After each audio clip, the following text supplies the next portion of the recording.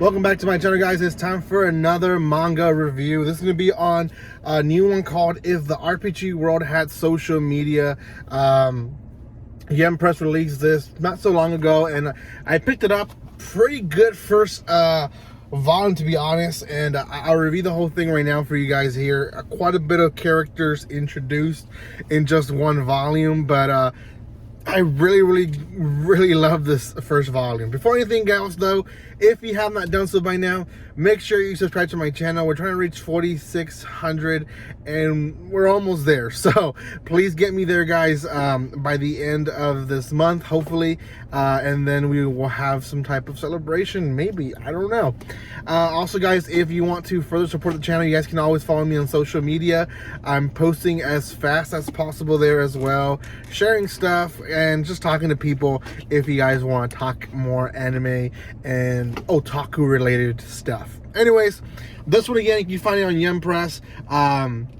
If the RPG World had social media, it's an isekai type of feeling to it, but it's not really isekai. Our main character, he is kind of like the hero of this RPG world, essentially, and he, instead of growing up to be what a hero is supposed to be, he actually ends up growing up playing RPG mobile games, and essentially he's a lazy bum. He doesn't really fulfill what he's supposed to be as a character. So when he is old and the princess is abducted by the demon lord, he is really not prepared to go on that mission, but he's sent anyways.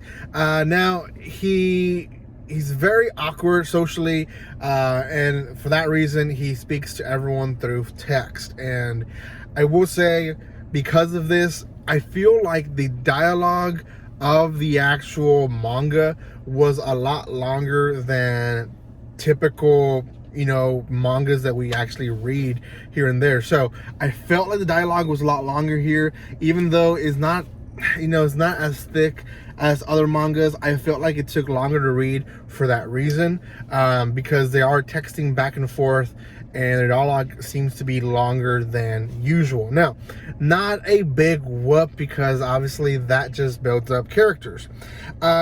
We learn about the princess, who seems to be pretty comfortable in the demon lord's castle. In fact, sounds like she has a crush on the demon lord, and very quickly we find out that the demon lord is actually a girl, and the princess doesn't really know that until later on in the volume. But demon lord happens to be a girl, a very cute girl also, and the hero and the demon lord actually kind of hit it off from the beginning of the volume. And throughout the entire time, the demon lord essentially is rooting for the hero to reach her castle. They're not gonna fight, they're not gonna have any type of argument or anything like that, but they actually want to meet each other. Now, demon lord also has a past, and I recommend you read the story itself to learn more about it. But essentially, she's very powerful, and she did away with all the male demons to another world, and she became very much isolated from the world as well, and because of that became socially awkward as well.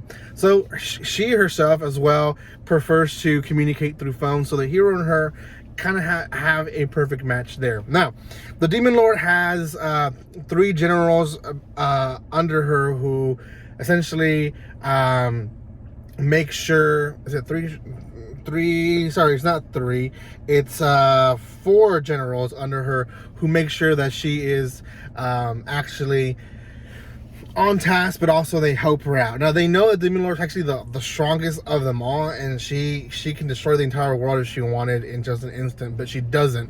She actually believes that humans and demons can one day coexist together. Now, the 4 generals, which basically it becomes a volume eventually of meeting a general, and the general joins the group. So the first one to join the group is Mako. She's the strongest demon general. She's a beastman race, and she has this kind of cute thing that the demon lord made her do, which is kind of talk in cat language, and so for everything she kind of adds meow to. Nicoletta is the weakest demon lord. She is added secondly. She's from the vampire race. She's also a huge masochist masochist, so she doesn't actually drink blood because she enjoys not drinking the blood and it affecting her. Apparently she can become a lot stronger than what she is, but she just doesn't drink blood. Pino, who is a fallen angel and who also defeats he defeats one of the other princess of the other village, so they kind of have a thing. Himije, they kind of have a thing for each other, but it's not really big yet. And then Oniko, who is an ogre, also a demon lord. She's kind of like the brute of the 4 girls. She's very strong in the way she speaks and very physical when it comes to how she acts. Now, all 4 of them, like I said, are added throughout the volume and become part of the hero's party, and they're helping him essentially to reach the demon lord. We do find out eventually that the hero actually has all these curses that basically don't allow him to become stronger or do basically anything, so this is why he's struggling so much. Other than that, we may meet 2 princes called Tsunade and Hamije. They're brothers.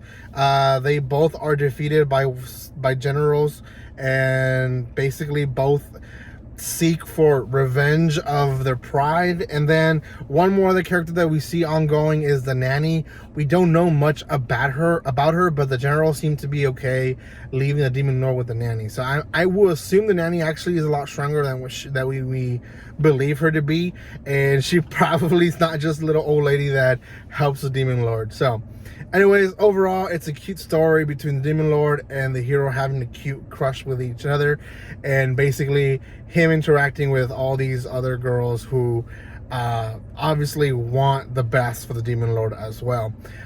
In a nutshell, I would say this is probably out of 10, I would give this one probably a 7.5. Pretty strong first volume.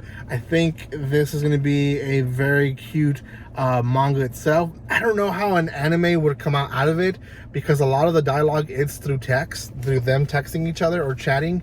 So I don't know how it would work in an anime, but I know for sure as a manga it worked, and I loved it, and I can't wait for volume 2. I'll be honest about that. Anyways, guys, thank you guys so much for watching this. Again, subscribe to my channel. We're trying to reach 4,600. Give some love by commenting, liking, and sharing. And guys, I'll see you next time on the next video. Like always, don't be strangers. See you guys.